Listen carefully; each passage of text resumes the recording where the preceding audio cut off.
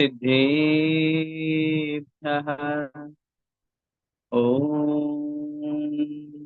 नमः सिद्धेभ्यः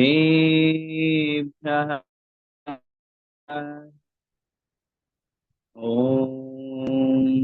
नमः सिद्धेभ्यः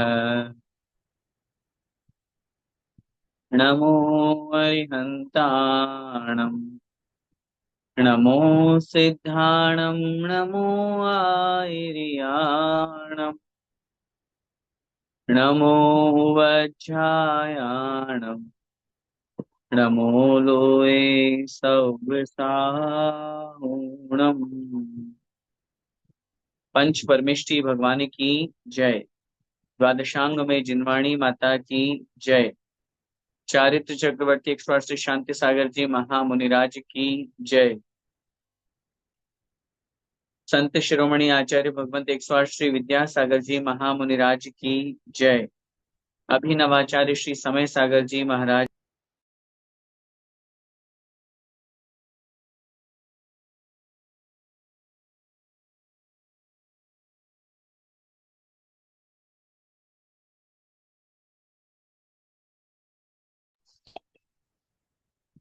श्रमण संस्कृति सिद्धांत प्रवेशिका भाग 3 का हम सभी स्वाध्याय कर रहे हैं और भाग 1 और भाग 2 का स्वाध्याय करने के बाद जैन धर्म के उन सिद्धांतों को, उन बेसिक्स को समझने के लिए हम यहाँ पर उपस्थित हैं, क्योंकि उन दोनों भागों में हमने उन विषयों को जाना, उन विषयों को समझा, जिससे हम बड़े ग्रंथों तक आसानी से पहुंच सकते हैं।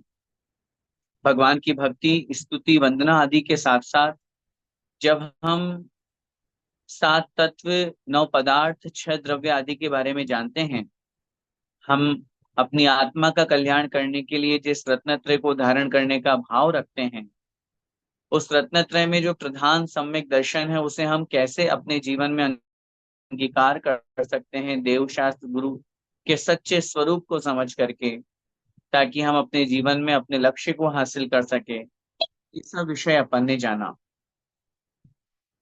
पिछले पाठ में, जिसका नाम पंच परमेष्टि का पाठ था, पांचों परमेष्टि के उन 143 मूल गुणों को अपन ने समझा। अरिहंत भगवान के 46 मूल गुण, सिद्धों के 8 मूल गुण, आचार्यों के 36, उपाध्याय परमेष्टि के 25 और साधु परमेष्टि के 28 मूल गुण। इन 143, 143 जब हम मूल गुणों की चर्चा करते हैं और पर्टिकुलर एक एक परमेष्ठि के बारे में जब आचार्यों ने शास्त्रों में लिखा और यहाँ अपन उनके मूल गुणों में जाना, किस प्रकार वो अपने मूल गुणों का पालन करते हैं। अगर उन मूल गुणों में एक भी मूल गुण कम होता है तो वे परमेष्ठि कहलाने के योग्य नहीं होते हैं। अरिहंत परमेष्ठि में जरूर मैंने उस दिन आपको बताया था कि वो पूरे 46 मूल गुण 5 कल्याणक वाले तीर्थंकर की अपेक्षा से बनते हैं। मूल रूप से तो 4 अनंत चतुर्थ ही उनमें महत्वपूर्ण हुआ करते हैं, लेकिन अन्य में ऐसी व्यवस्था नहीं है। उपाध्याय परमेष्ठि के भले ही वर्तमान में 11 अंग 14 पूर्व नहीं है, लेकिन रत्नत्रय का पालन करते हुए जो धर्म का उपदेश देते हैं, चर्च की आज्ञा से अपने संघ के साधुओं को या शिष्यों को पढ़ाते हैं, जो उपाध्याय कहलाते हैं। साधु परमेष्ठि के 28 मूल गुणों में अपन ने जाना, जो बिल्कुल विषयाशा वशातीतो निरारंभो परिग्रह ज्ञान ध्यान तपो रक्तस तपस्वी स प्रशस्यते। आचार्य भगवंत समंत भद्र स्वामी महाराज ने रत्नगंडक शाहुकाचार में सच्चे गुरु के स्वरूप में यह जो परिभाषा दी है, जो पंचेंद्रिय के विषयों की आशा से बहुत दूर हैं, जो आरंभ परिग्रह से रहित हैं, जिनके पास एक धागा मात्र भी परिग्रह नहीं है, ऐसे हमारे निर्ग्रंथ दिगंबर ही सच्चे साधु हुआ करते हैं। उनके बारे में अपन ने जाना और समझा। निश्चित रूप से यह पंच परमेष्टि का पाठ सॉरी यह पंच परमेष्टि का जो पाठ है, ये हम सबके जीवन में इसलिए महत्वपूर्ण है क्योंकि जिन पंच परमेष्टि का हम प्रतिदिन स्मरण करते हैं, जिन पंच परमेष्टि का हम प्रतिपल नाम लेते हैं, जिस नमोकार मंत्र में हम पंच परमेष्टि की वंदना करते हैं, तो उनके बारे में जानना जरूरी था। इसलिए हमने उनके बारे में जाना और समझा। आइए अब आगे बढ़ते हैं। पाठ 3 बहुत महत्वपूर्ण है, जिसमें कर्म के बारे में बताया गया है, कर्म सिद्धांत के बारे में बताया गया है। कर्म क्या है, कैसे हैं, किसे कहते हैं, कितने प्रकार के हुआ करते हैं, कौन कर्म की क्या विशेषता है, और सबसे महत्वपूर्ण बात, यदि हम उस कर्म से बचना चाहते हैं तो हम क्या करें। मैंने आपको पहले भी एक निवेदन किया था, ये भाग 1, भाग 2 और भाग 3 भले ही हमको लग रहे हैं छोटे हैं, लेकिन ये जो पाठ यहाँ पर दिए हुए हैं, ये उन्हीं मूल ग्रंथों का सार है। बड़े बड़े ग्रंथ, चाहे वह रत्न शाहुकाचार हो, चाहे वह तत्वार्थ सूत्र हो, छेड़ाला हो, द्रव्य संग्रह हो, इष्टोपदेश हो, पुरुषार्थ सिद्धि उपाय हो, सर्वार्थ सिद्धि हो, इन सब ग्रंथों के सार को यहाँ पर पाठ रूप में दिया गया है। अब जैसे हम जो पाठ कर्म वाला पढ़ेंगे, इस कर्म वाले पाठ में पूरे 8 कर्मों का जो डिटेल है, 8 कर्मों के आश्रव के कारण बताएंगे, उनके बंध के कारण बताएंगे, उनसे बचने के क्या उपाय है, ये सब हमारे तत्वार्थ सूत्र की 6 अध्याय में लिखा हुआ है। तो मेरा कहने का भाव यह है कि निश्चित रूप से इसके माध्यम से हम बहुत अच्छी तरह से उन मूल ग्रंथों तक पहुंच सकते हैं। ये 3 भाग अगर हमारे परफेक्ट हो गए, उसके बाद हम जो मूल ग्रंथ कोई भी पढ़ेंगे, तो हमें किसी प्रकार की कोई कठिनाई नहीं आएगी, हम बहुत इजीली वह समझ में आ जाएगा। क्योंकि कर्म हमारी आत्मा के साथ में जुड़ा हुआ एक ऐसा पदार्थ है, एक ऐसा पुद्गल का कारण वर्गणाएं हैं, जो हमसे भिन्न नहीं है। आत्मा और कर्म एक में एक संश्लेष संबंध को प्राप्त है, और उन कर्मों के बारे में जानना बहुत जरूरी है, क्योंकि उन्हीं कर्मों से सारा खेल चल रहा है, उन्हीं कर्मों से पूरी दुनिया चल रही है, उन्हीं कर्मों के कारण से ये विश्व की व्यवस्था है, पूरे 3 लोक की व्यवस्था है। अगर कर्म नहीं हो, इमेजिन कीजिए, अगर कर्म नहीं हो तो सब कुछ शुद्ध हो जाएगा, जीव द्रव्य तो विशेष रूप से।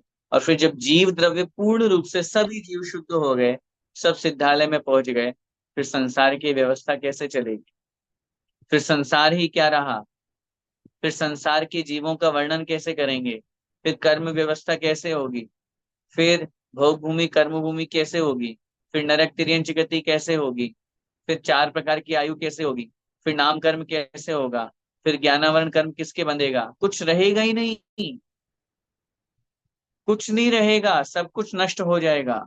इसलिए उस कर्म की व्यवस्था को समझना बहुत आवश्यक है। कर्म की व्यवस्था अन्य धर्मों में भी कही है, अन्य दर्शनों में भी कही है, लेकिन मैं आपको एक निवेदन करूं, कर्म की उस व्यवस्था में अन्य दर्शन में और जैन दर्शन में एक बहुत महत्वपूर्ण अंतर है। और वह अंतर यह है, कर्म तो सब लोग मानते हैं, लेकिन कर्म कैसे आते हैं, कारण वर्गणाएं कैसे कर्म रूप बनती है, विश्वोपचय क्या होता है, स्त्रीमुख संक्रमण क्या होता है, उत्कर्षण अपकर्षण संक्रमण, निधत्ति निकाचना उपशामना बंध उदय सत्व, ये सारी की सारी व्यवस्था जो है, ये सिर्फ और सिर्फ जैन दर्शन में पाई जाती है। जैन दर्शन के अलावा अन्य और किसी भी दर्शन में इस तरह की व्यवस्था नहीं होती है। इसलिए हमारा जो कर्म सिद्धांत है वो बहुत मजबूत है, बहुत समझने योग्य है। आइए हम पाठ 3 प्रारंभ करते हैं। सबसे पहले कर्म का लक्षण। कर्म किसे कहते हैं बता रहे हैं, जो आत्मा का असली स्वभाव प्रकट नहीं होने देता, उसे कर्म कहते हैं। जैसे बहुत सी धूल या मिट्टी उड़कर सूर्य के प्रकाश को ढक देती है, उसी प्रकार लोक में सब जगह भरे हुए जो पुद्गल परमाणु राग द्वेष के निमित्त से आत्मा के प्रदेशों के साथ मिलकर आत्मा का स्वभाव ढक देते हैं, उन पुद्गल परमाणुओं को कर्म कहते हैं। एक एक लाइन को बहुत अच्छी तरह से समझें। जो आत्मा का असली स्वभाव प्रकट नहीं होने देते। आत्मा का गुण है क्षमा गुण, ये स्वभाव है आत्मा का। आत्मा का स्वभाव है जीवों पर दया करना, करुणा करना, लेकिन कर्म के कारण से हमें गुस्सा आता है। हमें क्रोध क्यों आता है? सामने वाला दिला रहा है इसलिए? ये हमारी गलत धारणा। सामने वाला हमारा नुकसान कर दिया, सामने वाले ने हमें गाली दे दी, सामने वाले ने हमारे साथ में दुर्व्यवहार किया, इसलिए हमको गुस्सा आ रहा है। कर्म कहता है नहीं, इसलिए गुस्सा नहीं आ रहा है। कर्म कहता है तुम्हारे क्रोध कषाय का उदय है, इसलिए तुम्हें गुस्सा आ रहा है। हर चीज में आत्मा का स्वभाव है अनंत ज्ञान। जब आत्मा का स्वभाव अनंत ज्ञान है तो फिर कहाँ गया वह अनंत ज्ञान? अनंत ज्ञान छोड़ करके हमें तो अनंत ज्ञान की परिभाषा भी नहीं पता। अनंत ज्ञान तो बहुत ज्ञान है, तीनों लोगों के सभी द्रव्यों को, सभी पदार्थों को, त्रिकालवर्ती समस्त द्रव्यों को एक साथ एक समय में जो जानने की क्षमता रखता है, जानता है, उसका नाम है केवल ज्ञान, अनंत ज्ञान। हमें तो ये नहीं पता अभी। हम अपनी बता दें दुबई में क्या चल रहा है, हमें क्या पता? वहां का टेम्परेचर क्या है, हमें क्या पता? भारत में क्या कहीं बारिश हो रही, कहाँ नहीं हो रही, हमें क्या पता? आचार्य श्री की समाधि के पश्चात आचार्य भगवंत कहाँ पधारे, हमें क्या पता? हमें तो कुछ भी ज्ञान नहीं है। मति ज्ञान श्रुति ज्ञान भी पूरा नहीं है। मेरा कहने का भाव यह है, उस अनंत ज्ञान आत्मा के स्वभाव को जो प्रकट नहीं होने दे रहा, उसका नाम है ज्ञानावरण कर्म। सभी कर्म को लगा लो, अभी तो इन्होंने एक साथ परिभाषा दे दी। जो आत्मा के असली माने वास्तविक स्वभाव को प्रकट नहीं होने देता। आत्मा का स्वभाव है अनंत ज्ञान, अनंत दर्शन, अनंत सुख, अनंत वीर्य, नहीं प्रकट हो पा रहा।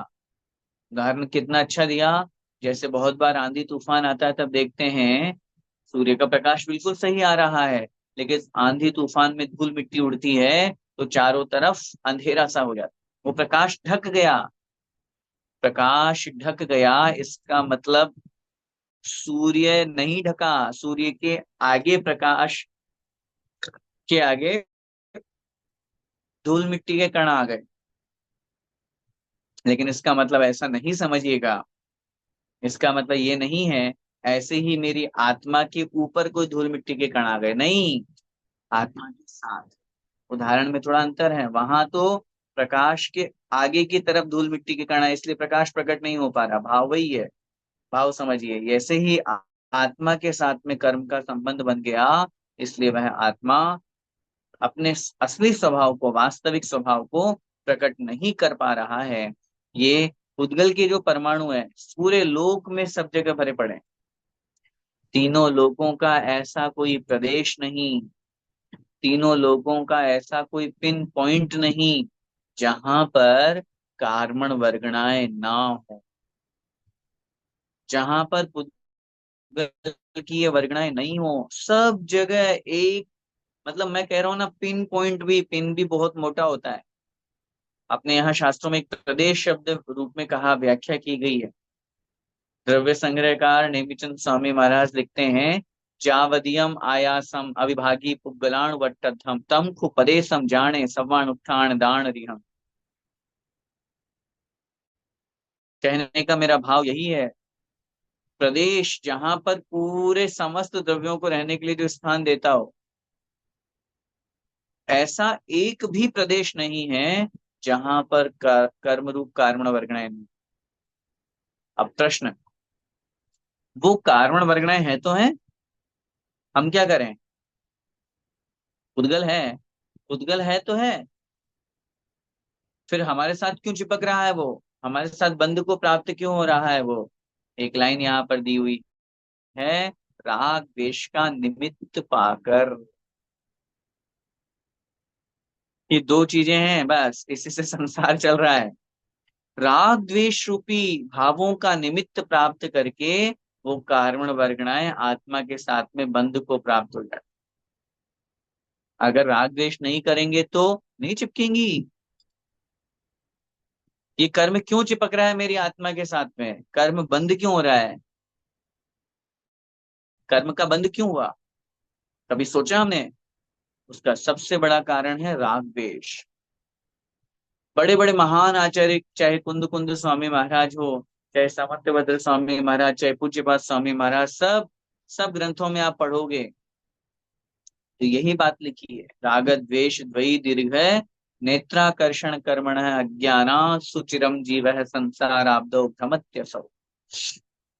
आचार्य पूज्यपाद स्वामी महाराज ने लिखा है स्टोपदेश में, राग द्वेष रूपी दो रस्सियों के कारण से कभी राग खींचता है, कभी द्वेष खींचता है, यह जीव इस संसार में परिभ्रमण कर रहा। आचार्य भगवंत कुंद कुंद स्वामी महाराज उदाहरण देते हुए लिखते हैं समय सार जी ग्रंथ में कि जिस प्रकार अपने शरीर पर कोई तेल लगा करके, चिकनाई से युक्त पदार्थ लगा करके यदि अखाड़े में पहलवानी करने जाता है तो उस तेल का निमित्त प्राप्त करके उसके शरीर से धूल मिट्टी चिपक जाती है, ठीक उसी प्रकार यह जब आत्मा राग द्वेष रूपी चिकनाई से युक्त होकर के संसार में रहता है तो इसके साथ कार्मण वर्गणाएं अर्थात कर्म चिपक जाते हैं, कर्मों का बंध हो जाता है। ये राग द्वेष रूपी विभाव ही तो है जो हमें कर्म बंद करा रहे हैं। सिद्धों में तो नहीं होता कर्म बंद। क्यों नहीं होता? सिद्ध भगवान के वो राग द्वेष ही नहीं करते। जब वो राग द्वेष नहीं करेंगे तो उनके कर्म बंद क्यों होगा? इसलिए सबसे महत्वपूर्ण बात यहाँ अपने को समझनी है, यदि हम कर्म के बंध से बचना चाहते हैं तो क्या करें? अपने राग द्वेष को कम करें। जितना राग द्वेष हमारा कम होगा उतने अंशों में हमारे कर्म का बंध कम होगा। अभी तो चूंकि अपन सामान्य बात पढ़ रहे हैं, और जब अपन सिद्धांत की बातें पढ़ेंगे, करणानुयोग पढ़ेंगे, तत्वार सूत्र पढ़ेंगे तो वहां लिखा है समता परिणाम मुनि महाराज क्यों धारण करते हैं। अपने जैसे राग द्वेष वो भी तो कर सकते हैं। जैसे हम राग द्वेष करते हैं, कोई हमारा व्यक्ति आया बड़े प्रसन्न हो जाते हैं, कोई अपना दुश्मन आया जिससे अपनी बनती नहीं है, उसको देखते ही तुरंत, नहीं देखो तो भी फोटो देखते ही तुरंत हमारे मन में उसके प्रति विकल्प हो जाता है। क्यों? हम संसारी हैं, गृहस्थ हैं, लेकिन इसका मतलब ये तो नहीं कि हमें कोई करने की छूट दे रखी है, नहीं। लेकिन मुनि महाराज को देखते हैं, हमारे आदर्शों को हम देखते हैं कैसे भी। जब अपन पढ़ते हैं ना शास्त्रों में, अरे मित्र महल मसान कंचन कांच निंदन थुति करन, अरे घाव तारन असि प्रहारन में सदा समता धरन। उसमें हमेशा समता भाव रखते हैं वो, चाहे कैसी भी विषम परिस्थितियां आ जाए।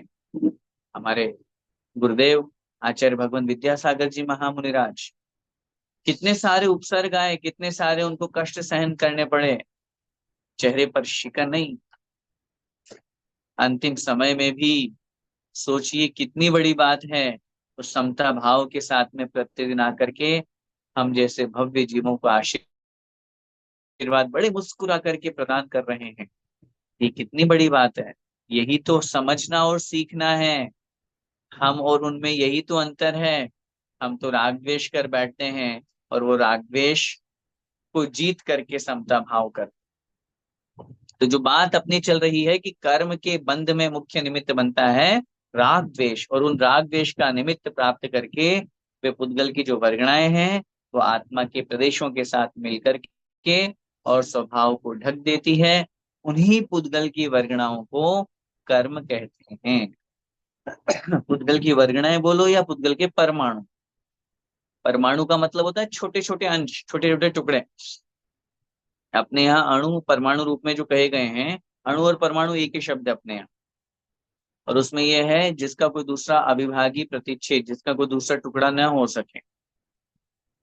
अणुओं से मिलकर के वर्ग बनता है, वर्ग से मिलकर के वर्गणाएं बनती है। ये इस तरह से सिद्धांत में आगे बनता है, फिर वर्गणाओं का स्कंद बनता है। अब आगे लिख रहे हैं राग द्वेष के निमित्त से उन कर्मों में सुख दुख आदि देने की शक्ति भी हो जाती है। अब वो शक्ति देखिए, कर्मों में भी शक्ति होती है। शक्ति सिर्फ आत्मा में ही नहीं है, शक्ति कर्मों में भी है।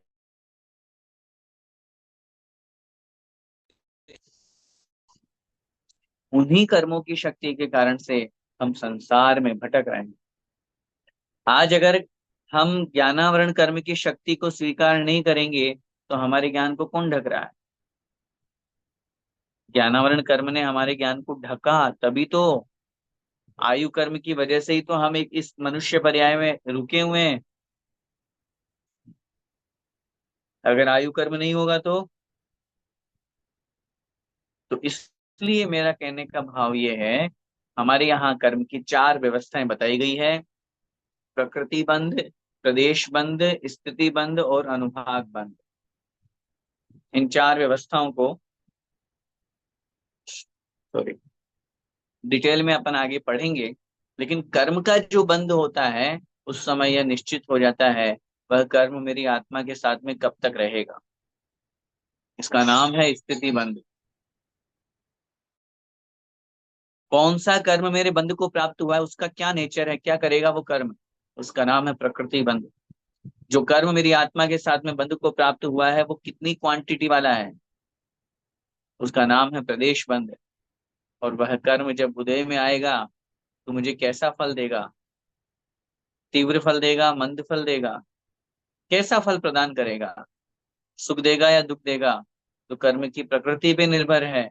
लेकिन वो सुख किस क्वालिटी का होगा, वो दुख कितने टेम्परेचर का होगा, कितने डिग्री का होगा, ये सब अनुभाग बंध तय कर।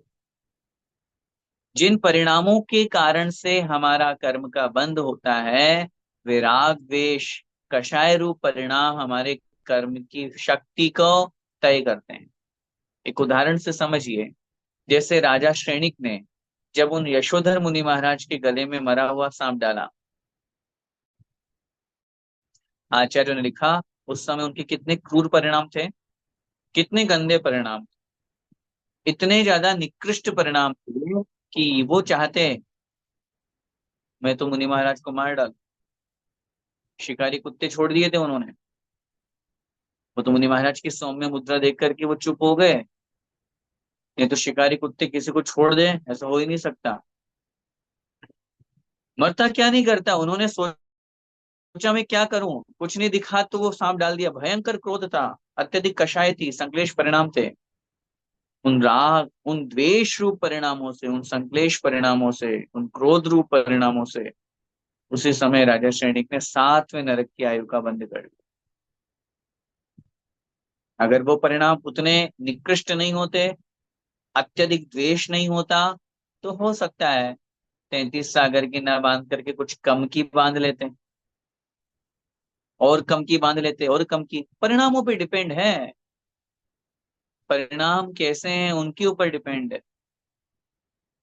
तो इसलिए समझना इस बात को है, राग द्वेष का निमित्त प्राप्त करके बहुत अच्छी प्रकार से, क्योंकि जब तक जैसे मुक्त जीव जो होते हैं वो कर्मों को अच्छी तरह से निचोड़ निचोड़ करके, अच्छी तरह से नष्ट करके अपनी शुद्ध अवस्था को प्राप्त करते हैं, निश्चित रूप से जब तक हम कर्मों को अच्छी तरह से निचोड़ेंगे नहीं, तब तक आत्मा शुद्ध होने वाली नहीं है।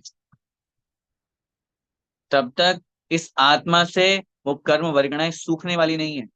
सूखने का तात्पर्य अलग होना। आइए उन कर्म वर्गणाओं को अपन समझते हैं, कर्म को समझते हैं किस प्रकार। वो 8 प्रकार के कर्म हैं जो हमारे संसार में हमारी आत्मा के साथ में लगे हुए हैं। कर्म के भेद: ज्ञानावरण, दर्शनावरण, वेदनीय, मोहनीय, आयु, नाम, गोत्र और अंतराय। ये 8 कर्म हैं। इनमें से ज्ञानावरण, दर्शनावरण, मोहनीय और अंतराय कर्म घातिया तथा वेदनीय, आयु, नाम और गोत्र, इन कर्मों को अघातिया कर्म कहते हैं। अब जरा ये भी अपने अंदर समझ ले, अपन 2 शब्द हमारे सामने आए हैं, घातिया कर्म और अघातिया कर्म। घातिया किसे कहते हैं? शब्द है घातिया। घातिया का मतलब होता है घात करने वाला। जो आत्मा के अनुजीवी गुणों का घात करते हैं। अनुजीवी का मतलब होता है स्वाभाविक। जो आत्मा के स्वभाव रूप जो गुण है चार, अनंत ज्ञान, अनंत दर्शन, अनंत सुख और अनंत वीर्य, आत्मा के इन चार गुणों का जो घात करते हैं वह कहलाता है घातिया कर्म। ज्ञानावरण, दर्शनावरण, मोहनीय और अंतराय। ज्ञानावरण अनंत ज्ञान को, दर्शनावरण अनंत दर्शन को, मोहनीय जो है अनंत सुख को, और अंतराय जो है अनंत वीर्य। और अघातिया का मतलब होता है जो आत्मा के प्रतिजीवी गुण है। प्रतिजीवी का मतलब सामान्य। एक होता है स्वाभाविक गुण, एक होता है सामान्य गुण। गुण तो अनंत अनंत है आत्मा में, लेकिन ये चार मुख्य हैं, ये स्वभाव है, इसलिए इनको अनुजीवी गुण कहा। और इनके विपरीत ये चार कर्म हो गए। और ऐसे ही जो चार शेष कर्म हैं, ये आत्मा के जो अन्य सामान्य गुण हैं, सूक्ष्मत्व है, अग्रुलघुत्व है, अवगाहनत्व है, इन गुणों को जो घात करते हैं वह कहलाते हैं अघातिया कर्म। इस तरह इन आठ कर्मों को दो भागों में विभाजित किया गया है। आइए हम सबसे पहले यहाँ पर देखते हैं ज्ञानावरण कर्म।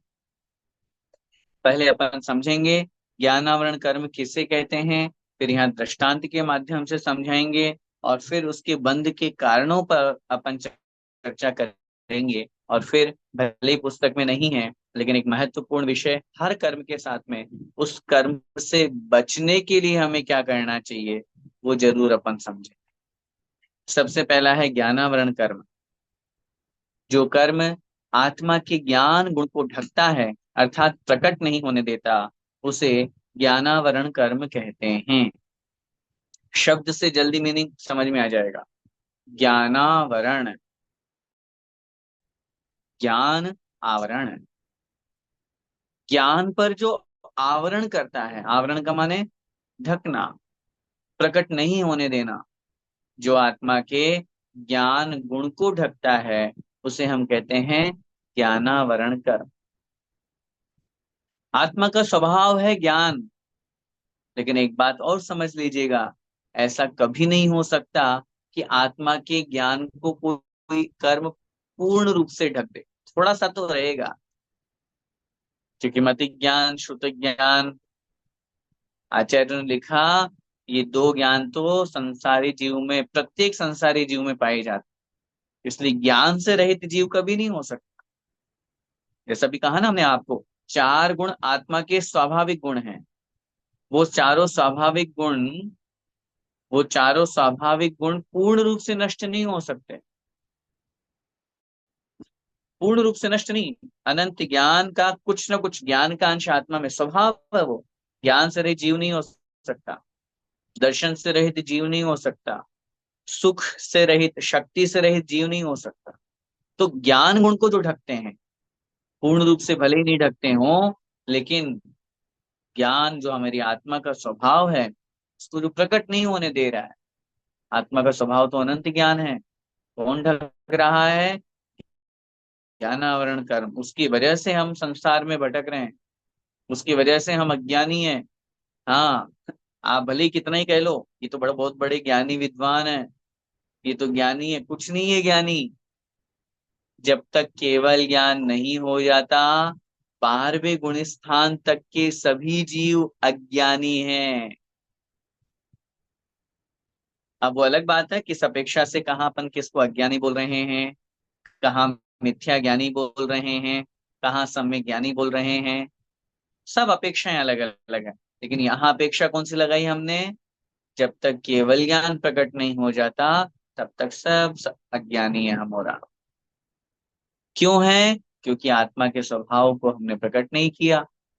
कर्म लगा हुआ है, ज्ञानावरण कर्म। अब देखो उदाहरण कितना अच्छा दे रहे हैं। यदि किसी मूर्ति पर पर्दा पड़ा हो, तो जिस तरह उसका रूप नहीं दिखता, उसी प्रकार ज्ञानावरण कर्म आत्मा के ज्ञान गुण को ढक देता है, प्रकट नहीं होने देता। हमें ज्ञान करना है उस प्रतिमा का, उस मूर्ति का, लेकिन कपड़ा उसके ऊपर लगा हुआ है, ढका हुआ है, हमें कैसे ज्ञान होगा? पर्दे के पीछे क्या है हमें कैसे पता चलेगा? ये ज्ञानावरण कर्म। जैसे सुरेश अपना पाठ बहुत याद करता है, परंतु उसे याद नहीं होता। इसमें सुरेश के ज्ञानावरण कर्म का उदय समझना चाहिए। अब ये शिकायत अक्सर लोगों की हमेशा रहती है। हमें भी कहते रहते हैं, भैया जी ये हमारा बेटा है, खूब पढ़ाई करता है लेकिन फिर भी इसके नंबर नहीं आते। भैया जी मैं भी, महिलाएं भी खूब पूछती हैं, हमें खूब पढ़ते हैं, हम खूब स्वाध्याय करते हैं लेकिन याद नहीं होता। उत्तर क्या मिलेगा? ज्ञानावरण कर्म का उदय है। हमने ऐसा कुछ कार्य किया होगा निश्चित रूप से, जिससे हमारे ज्ञानावरण कर्म का बंध हुआ, और वो कर्म हमें फल दे रहा है। हम खूब याद करने की कोशिश कर रहे हैं, फिर भी वो नहीं हो रहा है। इसलिए नहीं हो रहा है क्योंकि क्योंकि हमारे कर्म का उदय है। कर्म के उदय के कारण से हम खूब कोशिश भी कर रहे हैं, तो भी वो याद नहीं हो रहा है। अब जरा उस बात को हम समझ लें कि हमने वो कर्म क्यों बांधा, हमने क्यों ऐसा कार्य किया। आज पछता रहे हैं ना हम, आज हमें समझ में आ रहा है ना, अरे मैंने गलती कर दी, क्यों मैंने ऐसा कर्म बांधा जिस कारण से मैं खूब याद कर रहा हूँ। ये केवल पढ़ाई वाली याद की बात नहीं है। बहुत से लोग होते हैं जिनको याददाश्त ही नहीं रहती। ये सामान यहाँ रखा था, उसके बाद में उनसे पूछा कहाँ है, अरे यार मुझे तो याद ही नहीं है, भूल जाते हैं। ये सब भूलने की बीमारी, याद नहीं रहने की बीमारी, याददाश्त कमजोर पड़ने की बीमारी, आपके नहीं भी डॉक्टर के पास चले जाइए। वो बस ठीक है, आपको भले ही आपकी संतुष्टि के लिए दवाई दे देते हैं, लेकिन ये सब हमारे कर्म के अधीन है। ज्ञानावरण कर्म ने हमें अपने चंगुल में फंसा रखा है, और हमारे ज्ञान को वो प्रकट नहीं होने दे रहा। क्यों होता है इस ज्ञानावरण कर्म का बंध? अगर हम उनसे बचेंगे तो निश्चित रूप से ज्ञानावरण कर्म का बंध हमारा नहीं होगा। आगे लिख रहे हैं बंध के कारण। अब एक एक को समझना, और अपन को वो काम नहीं करना, क्योंकि ज्ञानावरण कर्म का बंध कौन करना चाहता? कोई नहीं करना चाहता। लिख रहे हैं ज्ञान के साधनों में विघ्न डालना। पहले एक बार पढ़ लेते हैं, फिर एक एक पर चर्चा करेंगे। पुस्तक फाड़ देना, छिपा देना, किसी को नहीं बताना, अपने ज्ञान का गर्व करना, जिनवाणी में संशय करना, अर्थ का अनर्थ करना, गुरु की निंदा करना, झूठा उपदेश देना, आदि कार्यों से ज्ञानावरण कर्म का बंद होता है, और इनसे उल्टे कार्य करने से ज्ञान का विकास होता है। ज्ञानावरण कर्म के बंध के कारणों में सबसे पहला लिख रहे हैं ज्ञान के साधनों में विघ्न डालना। कोई व्यक्ति है वो पढ़ना चाहता है, और आपने उसके उस पढ़ने में विघ्न डाल दिया, बाधा उत्पन्न कर दी। कोई शिविर लगाना चाहता है, कोई क्लास लगाना चाहता है, पढ़ना चाहता है, पढ़ाना चाहता है, और हमने उसमें बीच में टांग अड़ा दी। संसार में ऐसा बहुत बार बहुत जगह देखा जाता है, सब में ज्ञान का प्रचार प्रसार हो रहा है, तो भी कोई ना कोई व्यक्ति किसी न किसी पक्ष व्यामों के कारण अरे कुछ नहीं है, बेकार है, कोई ज्ञान नहीं है उनको, क्या करेंगे उनसे पढ़ करके, ये तुम्हें पढ़ा दूंगा, और खुद भी नहीं पढ़ाएंगे। कहीं शिविर लग रहा हो, सॉरी, हमें याद है एक बार बड़े पंडित जी का साउथ में एक जगह पे शिविर लगना था।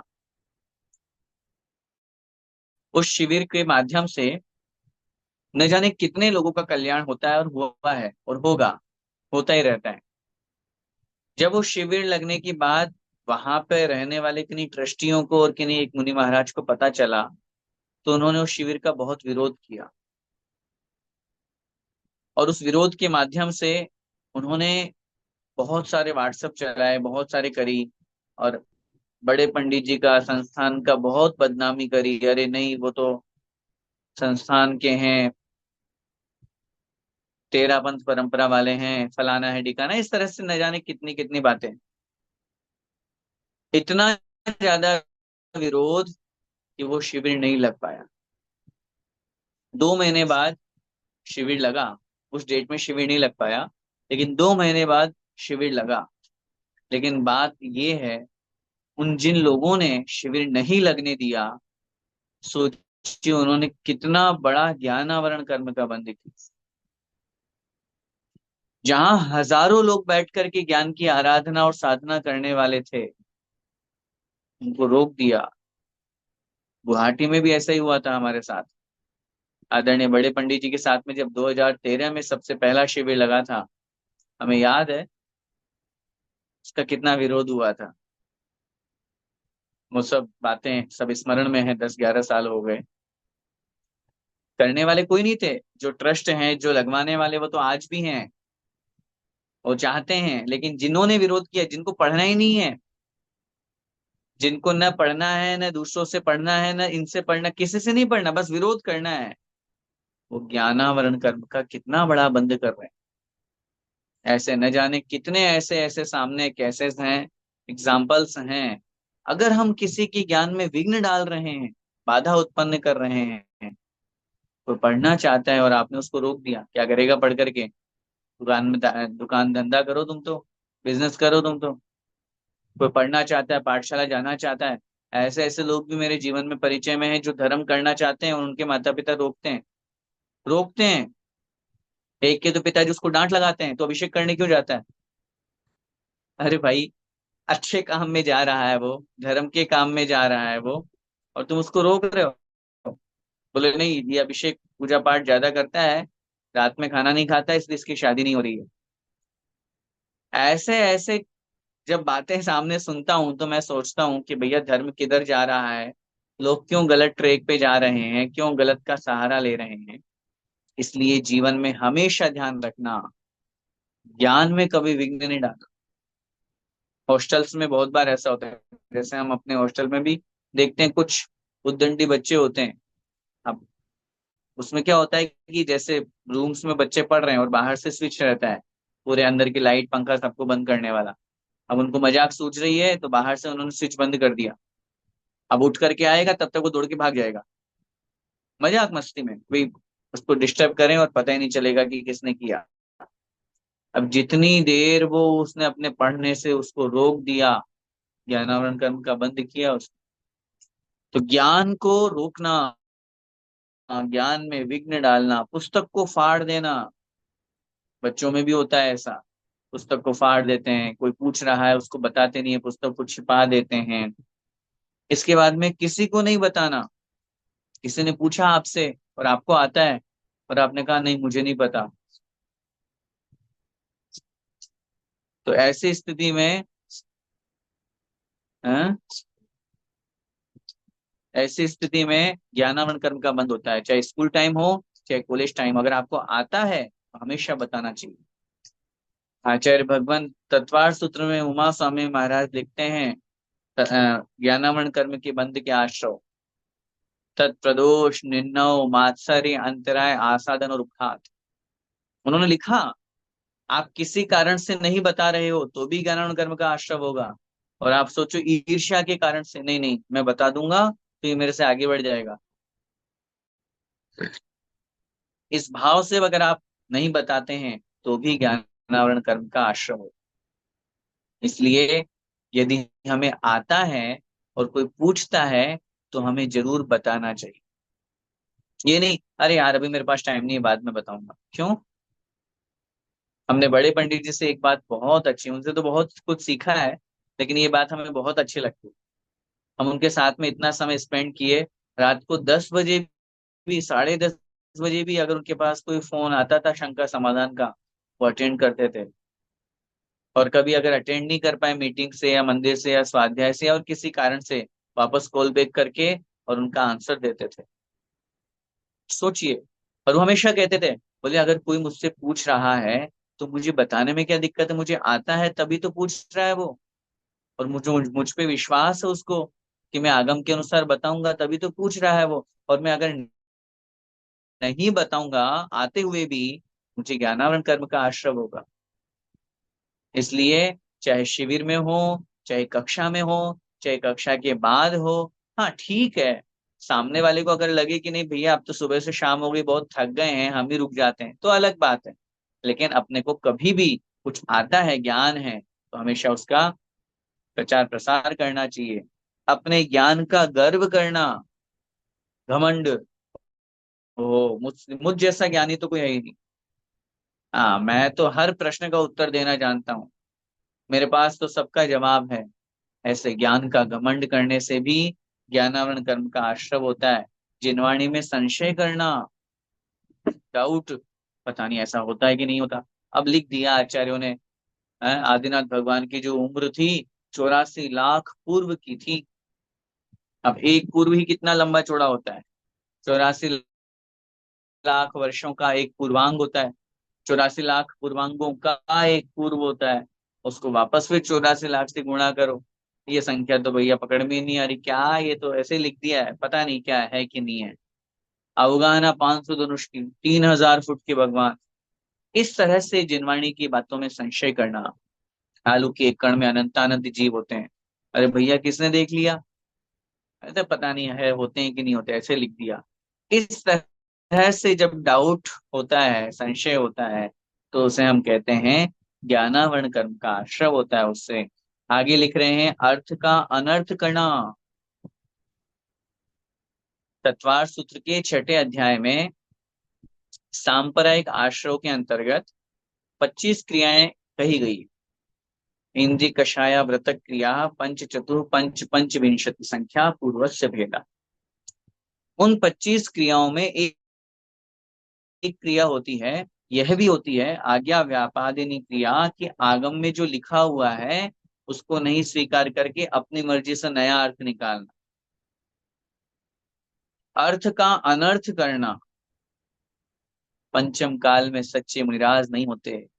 कहाँ लिखा है भाई, कहाँ लिखा है? एक भी प्रमाण दे दीजिए, हम स्वीकार कर लेंगे।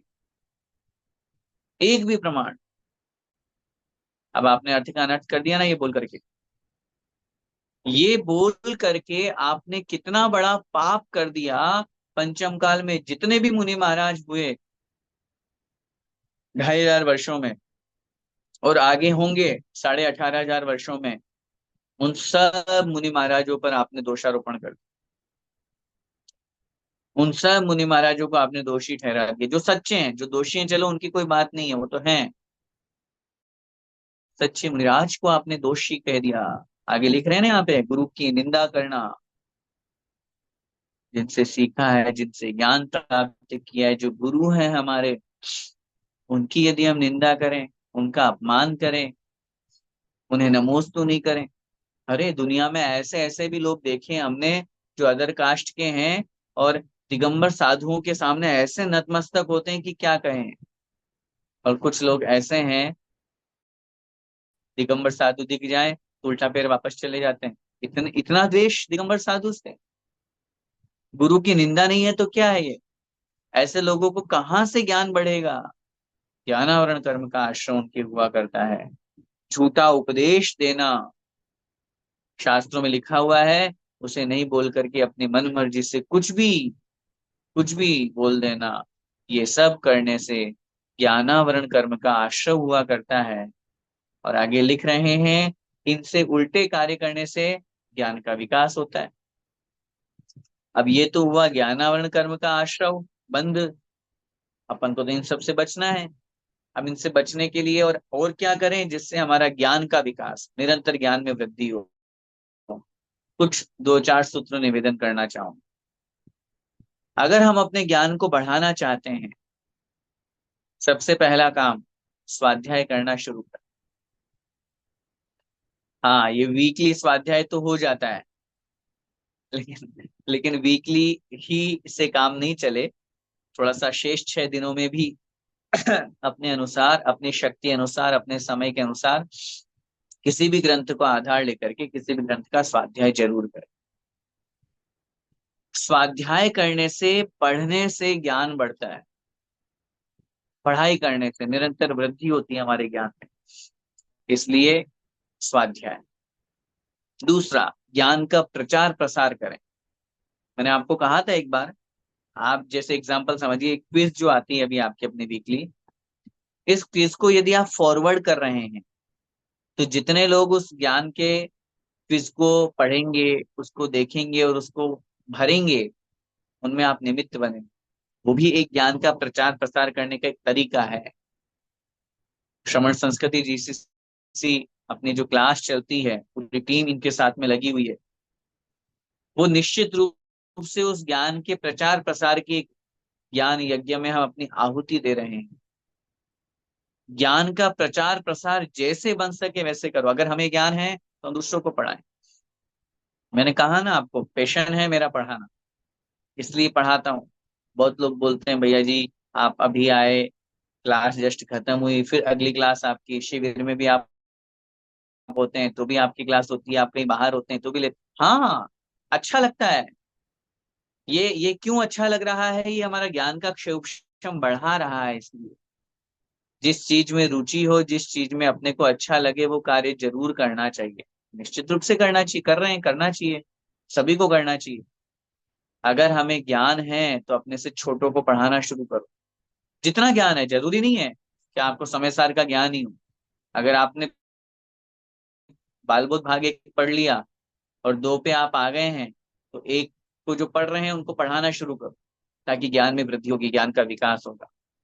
ज्ञान के प्रचार प्रसार में जिनवाणी छपवाना, पुस्तकें छपवाना, जिससे वो ज्ञान अन्य लोगों तक भी पहुंच पाए। एक जिनवाणी जिसके माध्यम से हम पढ़ते हैं, सोचिए कितने लोगों का कल्याण होता है, कितने लोगों का कल्याण होता है। उन शब्दों को पढ़ करके, उस माँ जिनवाणी को पढ़ करके, उन आचार्यों के शब्दों को पढ़ करके, एक भी भव्य जीव ने, मैं ज्यादा की नहीं कह रहा, आपने करोड़ों रुपए की जिनवाणी छपाई और एक भी भव्य जीव का कल्याण हो गया, तो करोड़ों रुपए सार्थक हो गए, सार्थक हो गए। आज अभी एक उदाहरण देता हूँ। शाम को जिज्ञासा समाधान पूज्य गुरुदेव का सुन रहा था। किसी ने प्रश्न किया कि महाराज, जो आपका शिविर लगता है, उस शिविर में जो मुख्य पुण्यार्जक बनता है उसको क्या पुण्य लगता है? तो पूज्य गुरुदेव सुधा सागर महाराज जी कहते हैं, दुनिया में मेरे पास सभी प्रश्नों का उत्तर देने के लिए शब्द हैं, लेकिन उस पुण्यार्जक के पुण्य का बखान करने के लिए शब्द नहीं। सोचिए, इतने महान संत एक उस पुण्यार्जक के बारे में कह रहे हैं कि उस शिविर के पुण्यार्जक में कितना पुण्य लगता है उसको। एक पुस्तक आप छपवाते हैं, एक पुस्तक का प्रचार प्रसार करते हैं, लाखों करोड़ों अरबों रुपए जाने के बाद में आज ये संस्थान चल रहा है। ऐसे ज्ञान के प्रचार प्रसार के लिए मैं इसलिए तो बार बार श्रमण संस्कृति जीसीसी पाठशाला जो अपनी टीम है, मैंने पहले भी प्रसंग आने पर कहा था, यदि हम उसमें अपना कुछ सहयोग दे पा रहे हैं तो बहुत जरूर दें। तन मन धन, तीन चीजों से सहयोग हुआ करता है। यदि हम तन से सहयोग दे रहे हैं, टीम में वर्क कर रहे हैं, बहुत अच्छा है, सबसे बड़ा सहयोग है। यदि वो नहीं दे पा रहे हैं, सबकी अपनी अपनी व्यस्तताएं हैं, मन से सहयोग, हमेशा पॉजिटिविटी दो। पॉजिटिविटी भी एक बहुत बड़ा सहयोग होता है। हाँ नहीं, बहुत बढ़िया, बहुत अच्छा काम चल रहा है, बहुत अच्छा कर रहे हैं। अभी जब अपना रिजल्ट अनाउंस हुआ था, सब लोगों ने खूब तारीफ करी थी, और हो रहा है। हम किसी को पॉजिटिविटी नहीं दे सकते तो कम से कम नेगेटिविटी से बचो। अरे नहीं नहीं, कुछ नहीं, बेकार है, क्या है, ये है, वो है, आपने इधर उधर की बातें करके नेगेटिव इम्पेक्ट दे दिया, खुद का भी कर्म का बंद किया और सामने वाले को भी और नेगेटिविटी देकर के आपने कर्म का बंद किया। पॉजिटिविटी, मन से सहयोग करें। और फिर उसके बाद में आता है धन से सहयोग करें, क्योंकि अर्थ के बिना, धन के बिना संसार नहीं चलता है। अगर हम खुद नहीं पढ़ा रहे हैं, तो जो टीम वर्क कर रही है उनको अगर हम सहयोग करेंगे, टेक्नीशियन के लिए, टेक्निकल सारे इश्यूज जो आते हैं उनको सॉल्यूशन देने के लिए, या किसी भी तरह से, तो वो पाठशाला निरंतर चलती रहेगी। न केवल इसकी बात कर रहा हूं मैं, कहीं पर भी हो, अगर अपने जीसीसी में कोई पाठशाला चलती है, दुबई में कोई पाठशाला चलती है, उन बच्चों को अपन कैसे अच्छी चीजें प्रोवाइड करा सकते हैं, उनको अच्छी बुक्स कैसे प्रोवाइड करा सकते हैं, ज्ञान जो सही जगह से मिल रहा है वो हम कैसे उनको दे सकते हैं, ये सब चीजें हमें मिलेगी, तो निश्चित रूप से ज्ञान का प्रचार प्रसार होगा। तीसरे नंबर पर बोलना चाहूंगा, ज्ञान के केंद्र खुलवाना। यदि हमारी शक्ति है तो ज्ञान के विद्यालय खुलवाओ। ज्ञान के केंद्र खुलवाओ, पाठशाला खुलवाओ, पाठशालाओं में सहयोग करें। मात्र पुस्तक और पाठशाला नहीं, इसके अलावा अपन से जितना जैसा बन सके ज्ञान का प्रचार प्रसार करें। जितना ज्ञान का प्रचार प्रसार करेंगे, कोई बहुत गरीब है, नहीं पढ़ पा रहा बेचारा, शक्ति नहीं है उसके पास, उतना पैसा नहीं है कि वो पढ़ पाए, अपने बच्चों को पढ़ा पाए। यदि हमारे पास समर्थता है, यदि हम देने की शक्ति रखते हैं, तो उसको हमें कुछ सहयोग दे करके पढ़ाना चाहिए। आज वो पढ़ेगा तो ज्ञान प्राप्त करेगा, और ज्ञान प्राप्त करके अपने आप को एक सही और संतुलित मनुष्य बना पाएगा।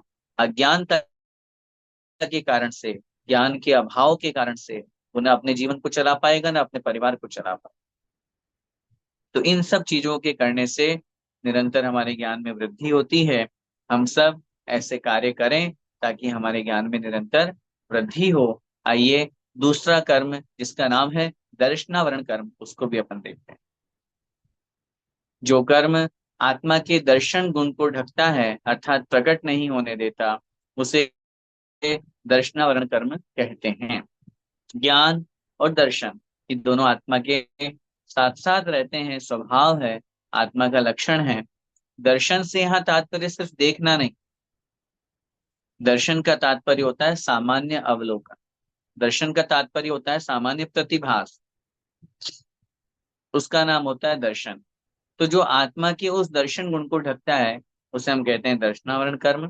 दृष्टांत दे रहे हैं, जिस प्रकार कोई पहरेदार राजा के दर्शन नहीं होने देता, उसी प्रकार दर्शनावरण कर्म आत्मा को पदार्थों का दर्शन नहीं होने देता, नहीं देखने देता। जैसे रमेश मंदिर दर्शन के लिए गया, किंतु ताला लगा पाया। इसमें रमेश के दर्शनावरण कर्म का उदय समझना चाहिए, क्योंकि एक उदाहरण रूप में यहाँ पे समझा रहे हैं। अंतराय कर्म का भी उसके उदय है कि उसे दर्शन नहीं हुआ, लेकिन सामान्य से दर्शनावरण में इसलिए घटाया उसको क्योंकि दर्शन पर आवरण आ गया। जो देखना चाहता है वो नहीं देख पाया, जो सामान्य प्रतिभास करना चाहता है वो नहीं कर पाया, उसका नाम, उस पर आवरण आ गया, तो वह दर्शनावरण कहलाता है। दर्शनावरण कर्म के आश्रव के क्या कारण है? लिख रहे हैं, बंध के कारण, जिन दर्शन में विघ्न डालना, किसी की आंख फोड़ देना, दिन में शयन करना, मुनियों को देखकर घृणा करना, और अपनी दृष्टि का गर्व करना, इत्यादि कार्यों से दर्शनावरण कर्म का बंध होता है। जिन दर्शन में विघ्न डाल, किसी ने कहा मुझे तीर्थ यात्रा जाना है और आपने मना कर दिया, कोई रीजन नहीं है मना करने के पीछे, आपने मना कर, बस ऐਵੇਂ ही आपने दर्शनावरण कर्म का बंध कर दिया। एक महत्वपूर्ण बात जो अक्सर हम लोगों से गलती हो जाती है, हम कहीं दर्शन करने गए, पहले से कोई मंदिर में बैठा हुआ था, दर्शन कर रहा था, पूजन कर रहा था, और हम जाकर के उसके सामने खड़े हो गए, हमने उसके दर्शन में विघ्न डाल दिया, हमारे कर्म का बंद हो गया।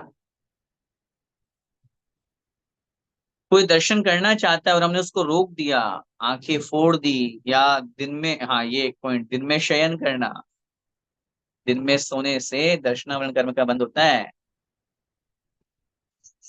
अल्प निद्रा लेना,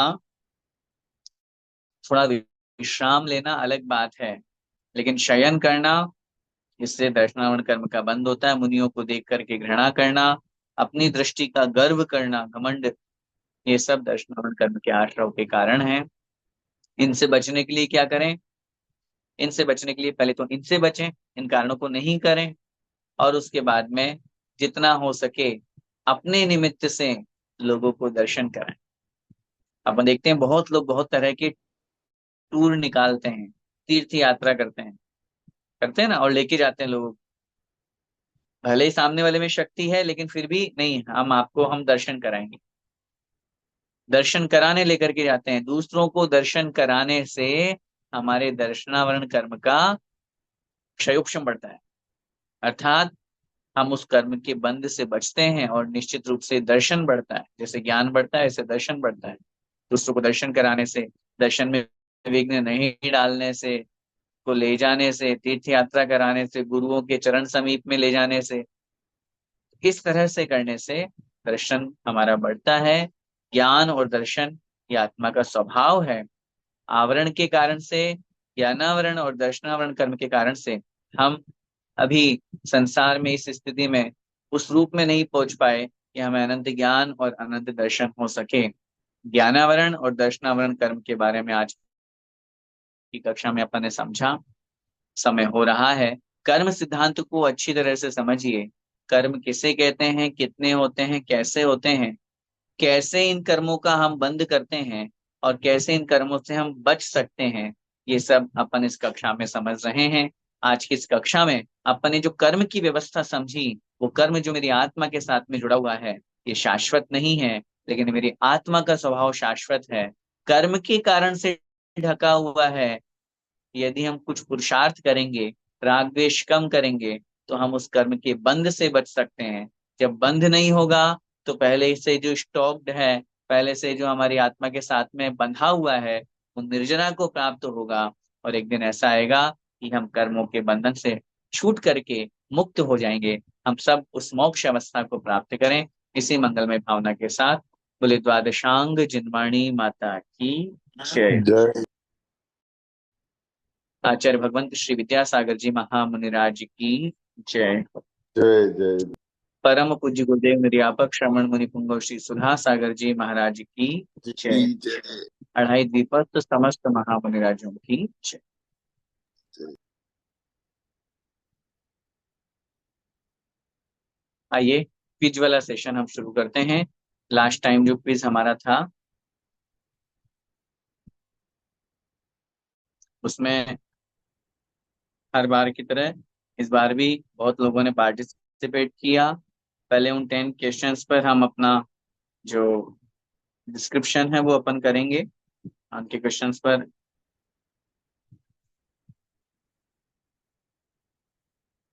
फिर उसके बाद में 10 अबाउट 10 मार्क्स जो जिनके आए हैं उन पर हम उनके नाम अनाउंस करेंगे। Quiz number 16। क्विज नंबर 16 में 10 क्वेश्चंस इस प्रकार रहे। सबसे पहला प्रश्न हमारा था, अहम इंद्र कौन होते हैं? ऑप्शन ए ग्रह, बी अनुदिश के देव, या सी लोकपाल। सही उत्तर है अनुदिश के देव। यहाँ स्वर्गों में अपनी जो व्यवस्था है, उसमें 16 स्वर्ग तक के देव जो होते हैं वो सब इंद्र, सामानिक, त्रायस्त्रीय, शून्य में 10 पद होते हैं।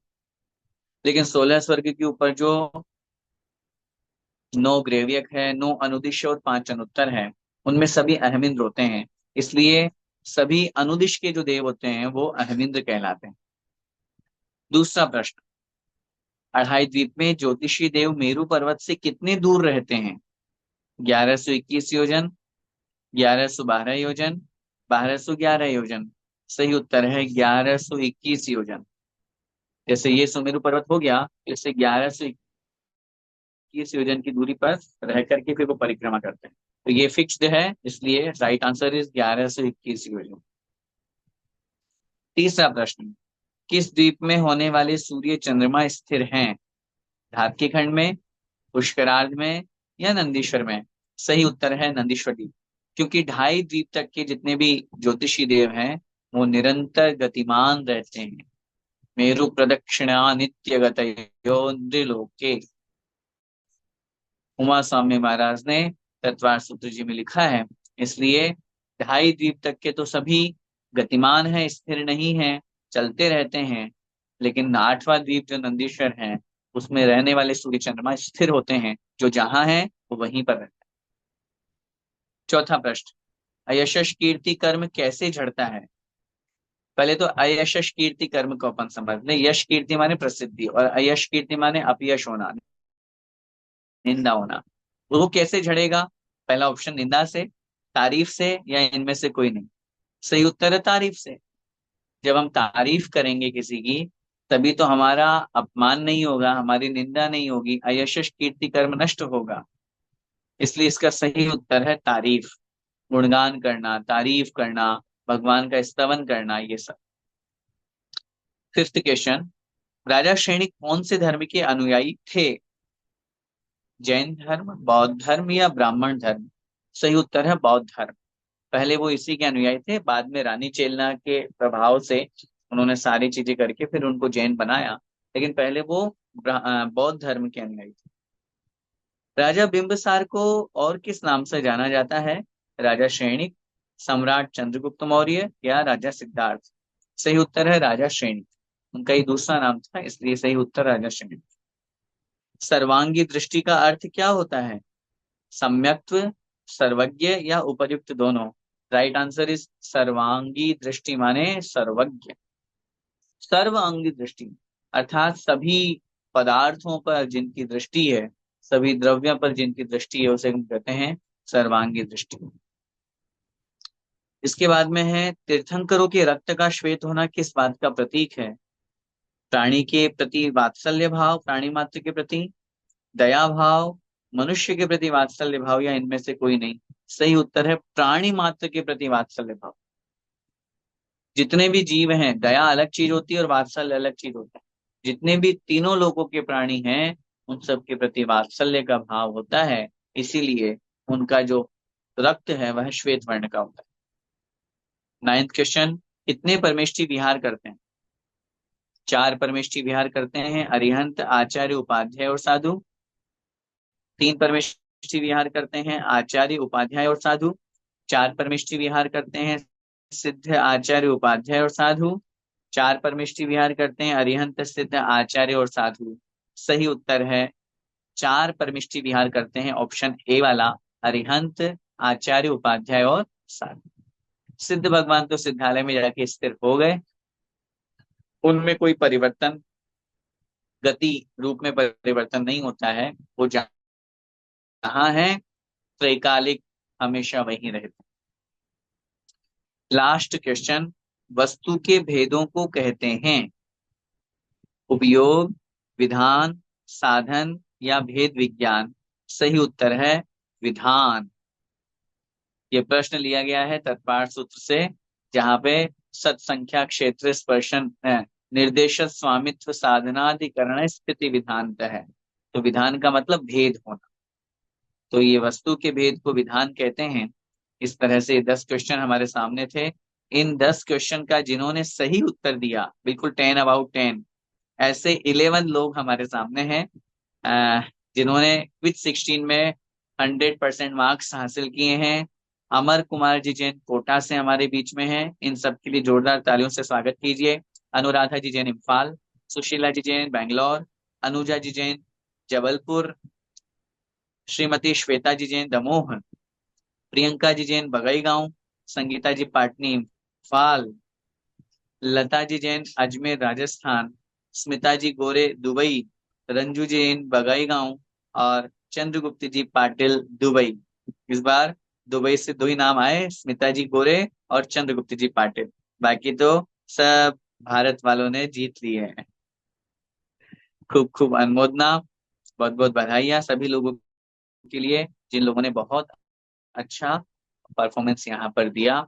और इसी तरह अपनी क्विज भी आगे बढ़ती रहे, अपनी कक्षा भी आगे बढ़ती रहे, निरंतर हम सब ज्ञान का अभ्यास, ज्ञान का स्वाध्याय करते रहें, ताकि हम अपने जीवन में और उन्नति और प्रगति कर सकें। इसी भावना के साथ में